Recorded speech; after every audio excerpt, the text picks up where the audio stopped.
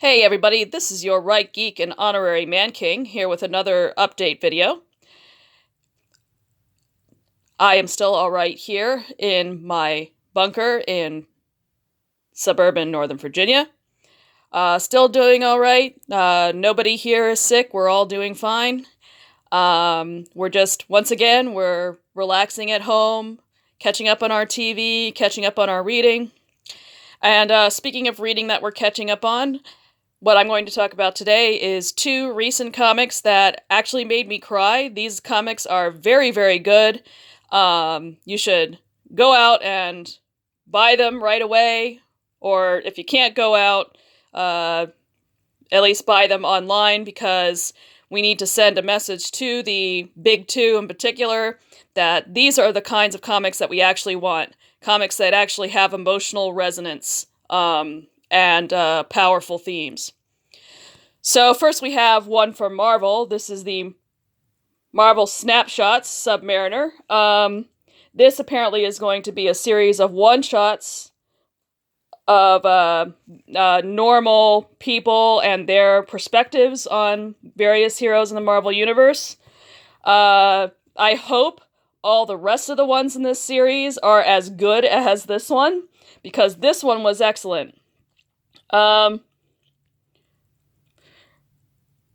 First of all, I love the art style in this. I love that the attention that was paid to making it seem kind of pseudo-retro and sepia tone. I love that a lot.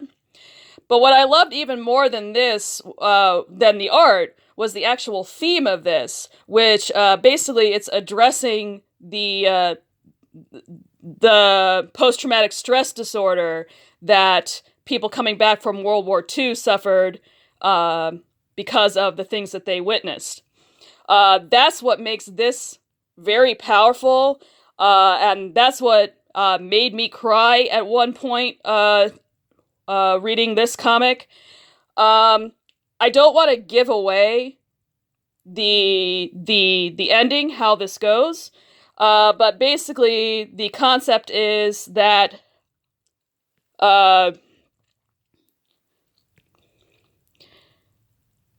Betty takes Namor out to an amusement park, and then things happen.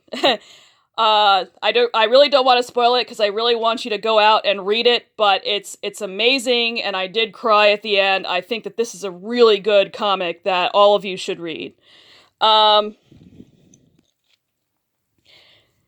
So, once again, you can see the attention paid to the art. It looks like it could be an older comic, which is great. It has that sort of newsprint feel to it. And that's really perfect for the type of story that this is, and the time that this story is set in. It's really, really good. I don't know how many times I can say, this is really, really good, you should buy it, but yes, this is really, really good, and you should buy it.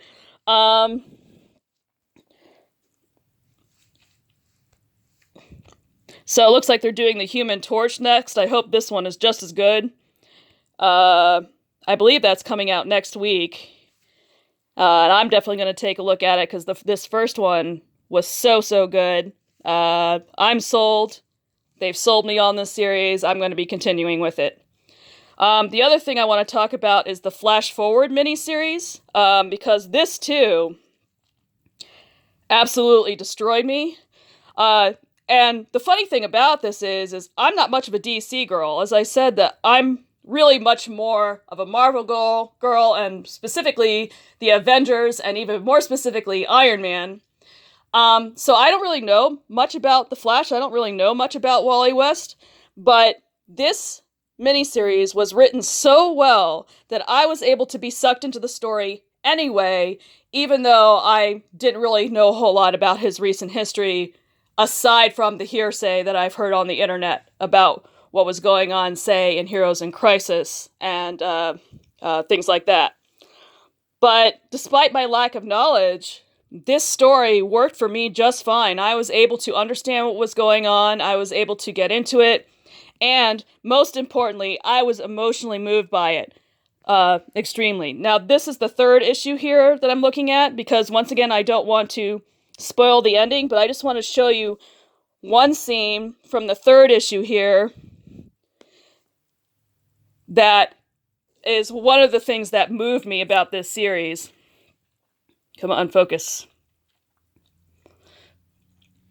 So we have here Wally is rushing up to his friend who has been mortally injured, and he says, "Roy, don't move, you're going to be okay."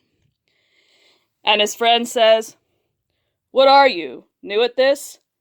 Every time we put on the mask, every time could be our last."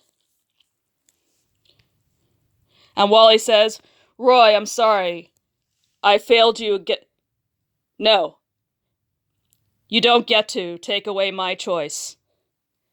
Live, die, did it all with eyes wide open."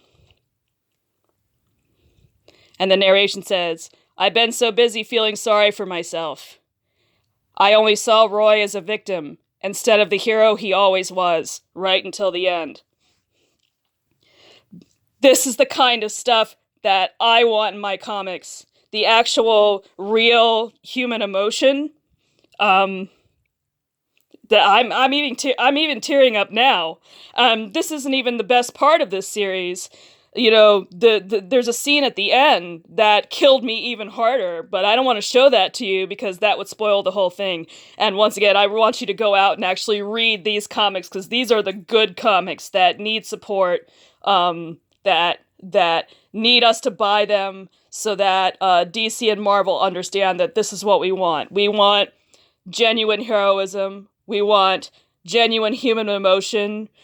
We want to have comics that talk about what it's like to be human, what it's like to have human emotions and struggle, and how we deal with trauma and pain. That's the kind of thing I want in my comics. I'm sure that's the kind of thing that other readers want in their comics. Please, if any of you are listening, have any connection to the Big Two, please let the people who work at the Big Two know that these are the things we want. We do not want trash like the New Warriors. We do not want another America Chavez. We want stories like the ones I talked about here, about the legacy heroes dealing with pain and suffering and demonstrating how heroic they are. So, again, these two comics I just showed you, go out and buy them. Send a message with your money. These are the comics we want. Thank you for listening to day 5 of Don't Panic. Let me know what you think about these two comics in the comments if you have read them. And I hope to speak to you again tomorrow.